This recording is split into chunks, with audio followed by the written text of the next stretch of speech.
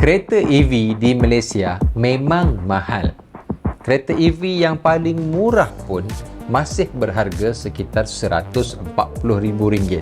Contohnya, Orago Cat ataupun BYD Atto 3. Itu belum masuk lagi tau kos pemasangan dan pembelian charger di rumah ataupun kos mengecas kereta di luar rumah. Kerajaan telah mengadakan pelbagai insentif juga rebate cukai untuk menggalakkan industri EV di negara kita ini. Tapi EV yang masuk dalam negara kita masih harganya tak masuk akal, harganya masih mahal. Hai, Assalamualaikum. Bersama saya Zafri dalam Garage DIY. Episod ini dibawakan oleh EVnetics, penyelesaian alat pengecas kenderaan elektrik anda. Anda boleh layari www.evnetics.com.my. Harga kereta, tak kiralah EV atau ICE, semuanya sedang meningkat. Pro2 Azia sebagai contoh, yang dahulunya dianggap sebagai kereta paling murah sesuai untuk para pelajar ataupun fresh graduate, kini berharga sekitar 40 hingga ke 50 ribu ringgit. Kita tak boleh nafikan faktor inflasi ekonomi dunia, faktor bekalan semikonduktor yang terhad, ciri-ciri keselamatan dan ciri-ciri yang semakin canggih pada kereta menjadi faktor kenaikan harga ini. Kebergantungan kereta ICE kepada bahan bakar sepatutnya menjadikan ia lebih mahal digunakan. Lebih-lebih lagi, di sesetengah negara, subsidi telah pun dihapuskan. Kereta elektrik sepatutnya menjadi penyelesaian kepada masalah-masalah ini. Tanpa adanya enjin, tidak ada sistem transmisi yang complicated. Sepatutnya kereta ini lebih mudah dipasang, lebih mudah dibuat, lebih mudah dipasarkan, lebih murah dan lebih mampu milik.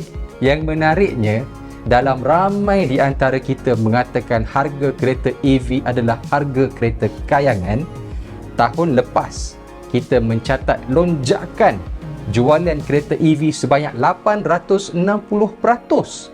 Tahun 2022, sebanyak 2,631 kereta EV telah terjual, yang sebenarnya melangkaui sasaran semua penjual rasmi kereta EV. Semua dan kebanyakan di antara mereka perlu menunggu sehingga 6 ke 9 bulan lamanya untuk mendapat kereta mereka. Nampak tak? Demand adalah tinggi. Menjadi pengguna beta ataupun early adopters sebenarnya memberi kepuasan yang tersendiri bagi pemilik kenderaan EV hari ini. Walaupun harganya mahal, infrastruktur pengecasan masih lagi lemah. Mereka tetap berminat untuk memiliki, mencuba dan yang paling penting sekali, menjadi ejen perubahan lanskap industri EV di Malaysia. Saya merupakan salah seorang daripada mereka. Tapi saya tidaklah menghabiskan ratusan ribu ringgit untuk menjadi pengguna kereta elektrik. Dalam video ni, saya akan kongsikan kepada anda bagaimana saya mampu menggunakan kereta elektrik yang berharga lebih kurang ataupun lebih rendah daripada Pro2 Myvi full spec. Memperkenalkan Renault Zoe generasi pertama tahun 2014. Inilah kereta EV pertama saya yang saya beli dengan harga lebih kurang RM50,000 sahaja. Saing-saing Myvi kan harga dia. Kereta ini telah dibawa masuk oleh sebuah syarikat yang bernama Comos, EV sharing provider sejak tahun 2015 lagi. Jadi 1-2 tahun kebelakangan ini mereka telah mula menjual unit-unit terpakai dan inilah satu unit yang berjaya saya beli daripada mereka. Selain mileage yang rendah, rata-rata kereta dari Comos ini masih mempunyai state of health battery yang sangat tinggi, lebih daripada 90%. Pada waktu saya beli kereta ni, SOH ialah 96%. Masih sangat tinggi pada usianya yang hampir mencecah 10 tahun. Zoe generasi pertama ini didatangkan dengan pak bateri lithium ion bersaiz 22 kWh. Jadi baterinya diletakkan di bahagian bawah kereta. Dipacu dengan motor berkuasa 63 kW, mempunyai daya kilas maksimum 220 Nm. Kereta ini mempunyai range perjalanan 150 km WLTP range. Tapi dalam dunia reality, kereta ni boleh capai 120 hingga 130 km range. Pencapaian terbaik saya ialah 133 km daripada Air Keroh ke Shah Alam. Sekali cas penuh, tak perlu berhenti untuk cas lagi. Kereta ini mempunyai kemampuan pengecasan yang sangat tinggi. Walaupun hanya mempunyai port untuk AC charging, ia boleh menerima 43 kW AC charging. Jadi kalau kita ada charging port 22 kW di rumah, kita boleh charge kereta ni dalam lebih kurang 1 hingga 1,5 jam sahaja. Inilah yang dipanggil sebagai Chameleon Onboard Charger. Okey, sekarang kita lihat interior Zoe. Rata-rata Zoe berwarna putih. Kemasan berwarna putih ini dan sedikit beige menyebabkan kereta ini terasa lapang. Jadi instrumen cluster berbentuk flat sebegini. Kita ada information tentang bateri, kilometer, laju kereta dan sebagainya. Selain daripada itu, design yang lain juga futuristik. Contohnya anda boleh lihat krom biru dan juga sedikit design circuit board. Dan cuba tengok kerusi. Kerusi depan ni sangat selesa, headrest sangat sesuai dan supportive dengan kepala kita. Beralih kepada bahagian tengah kereta, kereta ini dilengkapi dengan touchscreen yang mempunyai GPS dan juga beberapa aplikasi lain. Contohnya, kita boleh sambungkan handphone kita melalui Bluetooth untuk mendengar lagu, membuat panggilan telefon dan sebagainya. Kita boleh juga tengok driving eco, pencapaian driving kita. Semakin hebat kita drive, semakin tinggilah daun tersebut. Jadi untuk saya 15 kWh per 100 km. Yang terbaik saya pernah capai 12 kWh per 100 km. Selain daripada itu, ada juga paparan tentang penggunaan tenaga. Jadi sekarang kita boleh lihat penggunaan tenaga hanya untuk aircon. Bila kita berjalan, dia bertukar menjadi warna hijau. Penggunaan tenaga untuk roda ataupun motor. Bila kita regen, dia akan menjadi warna biru. Penggunaan tenaga yang dicas mula kepada bateri. Tak cukup dengan eco mode sahaja, kita boleh lihat electrical consumption details. Ini sangat bagus untuk anda yang ingin melatih diri anda memandu dengan lebih baik. Jadi anda tengok di sini kita dah gunakan dalam sedikit perjalanan tadi 1.7 kWh bateri. Aircon hanya 0.3 kWh. Kalau anda jalan lebih pun sebenarnya aircon ni lebih kurang 0.3, 0.5 kWh sahaja. Pasal tu kalau traffic jam, penggunaan bateri sangat minimum. Dan anda boleh lihat juga energy recovered. Berapa energi yang anda telah recover semula. Seterusnya kereta ni ada comfort timer. Jangan ingat comfort timer tak ada. Tengok sebab kita on kereta. Apa benda comfort timer ni? Kita boleh set masa bila kita nak kereta ini being pre-conditioned. Itu ayat dia. Apa maksudnya? Bahasa mudah. Jadi misalnya jika saya set, saya nak keluar rumah pukul 6 pagi setiap pagi, kereta akan on aircon ataupun pre-condition. Jadi bila kita masuk dalam kereta, kereta dah sejuk, kita boleh jalan terus. Ini features kereta EV. Rata-rata semua EV ada function ni. Kenapa EV boleh ada function ni? Kerana dia tidak perlu start engine.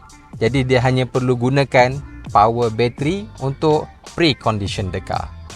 Di bahagian bawah, aircon adalah auto climate control. Jika kita lihat di bahagian bawah, gear knob macam biasa, macam kereta biasa. Bila kita tekan eco, kereta ini akan mengurangkan sedikit penggunaan elektrik untuk aircon dan akan melimitkan had laju kepada 100 km sahaja. Sebenarnya pada kebanyakan masa memang saya pandu dengan eco, sebab dalam town kita bukannya nak bawa laju-laju.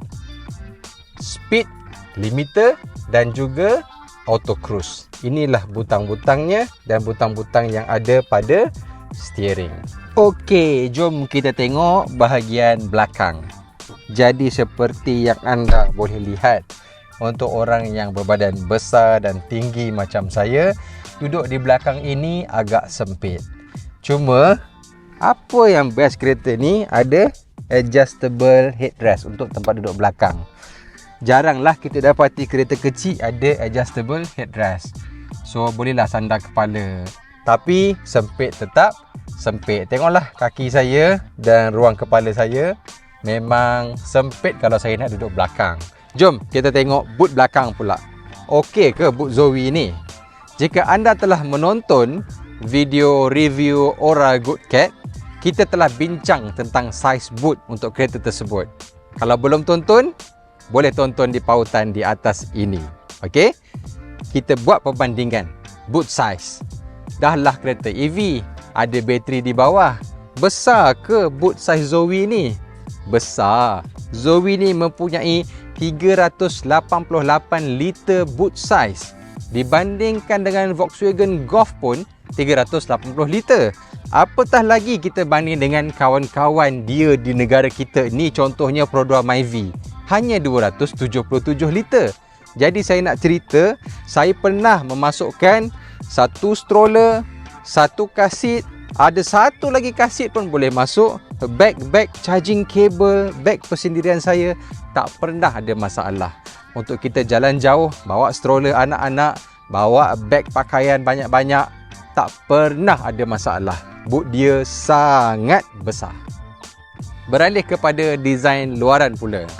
Kereta ini sekali pandang mempunyai desain yang sangat futuristik. Tak dapat dinafikan. Ramai yang bertanya pada saya, ini kereta baru ke? Beli kat mana? Bila saya bagi tahu ni kereta second hand, dah hampir umur 10 tahun, ramai yang tak percaya. Tapi inilah kelebihan rata-rata kereta EV mempunyai desain yang futuristik. Yang kedua, desainnya banyak bermain dengan curvatures. Ia akan memberi aerodinamik yang sangat bagus kepada kereta, dan ini sangat penting untuk kereta EV supaya ia boleh memaksimumkan penggunaan tenaga dan memaksimumkan range kereta. Kereta ini didatangkan dengan day running light sebagai standard, auto headlamp dan juga auto wiper. Kita boleh nampak ada sensor di sini. Fender di bahagian hadapan ini sebenarnya material dia ialah plastik. Tak percaya? Ini plastik. Ini besi. Kenapa pakai plastik? Kalau anda nak tahu, kereta moden sekarang, ICE pun banyak yang pakai fender plastik. Terutamanya kereta yang mahal-mahal. Kenapa? Kerana ia akan meringankan kereta. Bila kereta ringan, kereta itu akan lebih efisien. Kereta ni turut didatangkan dengan keyless entry. Bukan setakat masuk je keyless, keluar dan lock kereta pun keyless. Saya tunjuk bagaimana anda tak perlu langsung tekan remote ataupun tekan di handle kereta ini. Apa yang anda hanya perlu buat ialah tinggalkan kereta dan berjalan sahaja. Kereta akan lock sendiri. Kan? Dah lock kan? Kereta ini didatangkan dengan tayar hadapan bersaiz 16 inci, dilengkapi dengan brake disc. Dan saya nak cerita satu rahsia. Walaupun dah berusia 9 tahun, brake padnya masih lagi tebal. Inilah kelebihan kereta EV. Sebab apa? Most of the time, kita akan perlahankan kereta menggunakan regen braking. Jadi, brake fizikal ini akan digunakan sekali-sekala sahaja. Manakala, tayar belakang dilengkapi dengan drum brake. Sudah lebih daripada mencukupi untuk sesebuah EV. Macam saya sebut tadi, kebanyakan braking hanya dilakukan melalui regen braking. Jom kita tengok bahagian belakang pula. Sebenarnya, bahagian belakang ni sangat cantik dan comel. curvatures di mana-mana, design yang sangat futuristik. Yang paling penting, saya sangat suka lampu belakang ni. Design dia sangat modern, sangat futuristik. Kalau di malam hari, anda boleh nampak aliran warna merah ni, sangat cantik. Kereta kecil, selamat ke? Kereta ni sebenarnya telah mendapat rating Euro NCAP 5 bintang. Kereta ini dilengkapi dengan 2 airbag, 2 di hadapan dan 2 di sisi. Kereta EV ni dia senyap, tidak mengeluarkan bunyi. Adakah itu berbahaya? Ya, berbahaya untuk pejalan kaki. Jadi apa yang Zoe ada ialah bunyi elektrik.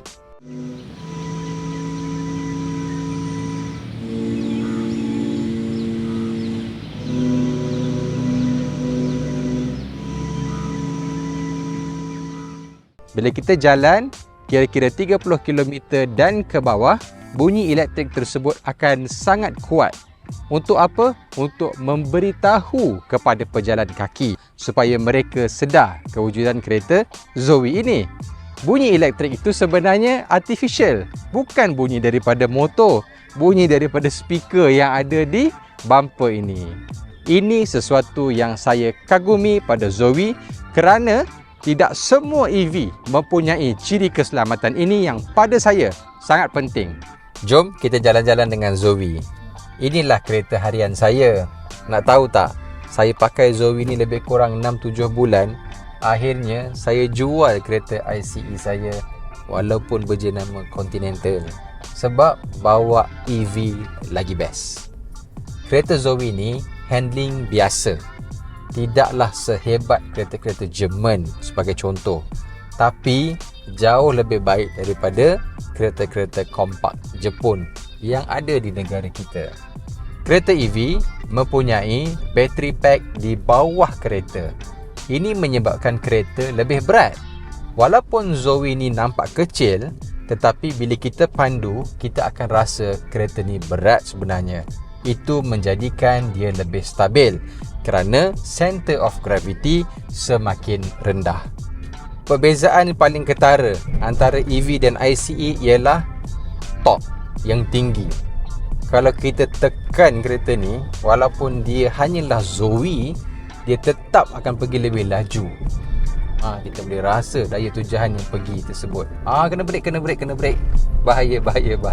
Jadi inilah yang mula-mula kita kena sesuaikan bila kita mula pakai EV. Tekan sikit je, pergi berdesuk-desuk walaupun tak ada turbo. Selain daripada itu, kereta ini kecil, comel. Apa yang saya paling suka bila dia kecil dan comel, mudah dikendali, terutamanya untuk parking. Parking sempit macam mana? No problem. We can do it. Zoe generasi ini tidak didatangkan dengan one pedal braking. Tidak bermakna dia tidak ada regen. Of course dia ada regen. Kalau kita lepaskan pedal acceleration, dia akan mengecas semula bateri. Anda boleh tengok pada paparan, dia sedang mengecas semula bateri bila kita lepaskan pedal. Tetapi dia tidak akan brake dengan agresif seperti EV-EV yang ada pada zaman sekarang. Walaupun begitu, saya nak bagi tahu, dia tetap masih lagi mengurangkan penggunaan brake kita. Sebab bila kita dah lama pakai, most of the time kita dah tahu dah, bila kita release sahaja pedal, dia akan perlahan-lahan. Kita hanya perlu tambah brake sikit-sikit saja untuk memberhentikan kereta.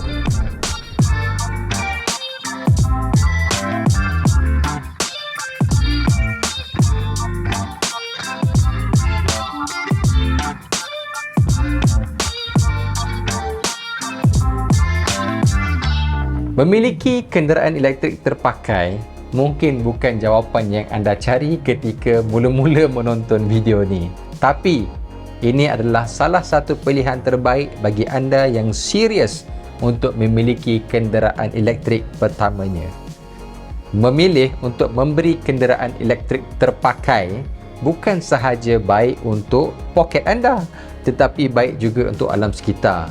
Kita boleh mengelakkan bahan-bahan mentah yang baru, komponen-komponen yang baru untuk menghasilkan kereta yang baru. Bila kita beli kereta terpakai, secara tidak langsung kita recycle kereta yang telah pun dibuat, bahan-bahan dan komponen yang telah pun ada pada kereta tersebut. Selain Renault Zoe, di pasaran terdapat banyak lagi kereta lain. Contoh yang saya beri, Nissan Leaf. Tahun 2019-2020 telah ada di mudah.my. Ataupun anda boleh pergi ke laman web Comos, anda boleh dapati kereta-kereta Renault Zoe yang mereka sedang jual. Do your homework, anda akan dapat jumpa kereta elektrik terpakai di pasaran Malaysia. Jadi, ringkasnya, di mudah.my ada, di laman web Comos ada, jangan lupa di Facebook page Malaysia EV Owners Club. Di situ pun ada iklan-iklan penjualan kereta elektrik terpakai. Menggunakan EV masih lagi menjadi status elit di negara kita. Tidak dapat dinafikan. Kenapa? Kerana harga EV mahal. Anda jangan ragu-ragu. Anda masih boleh join kelab tersebut. Bukan untuk berstatus elit, tetapi untuk sama-sama atas minat yang sama kepada teknologi dan alam sekitar, anda masih boleh join the EV Club dengan Renault Zoe seperti saya. Terima kasih kerana menonton. Jika video ini bermanfaat untuk anda, jangan lupa like, share dan subscribe dan tekan butang loceng. Saya Zafri mengundurkan diri dan ini Garage DIY.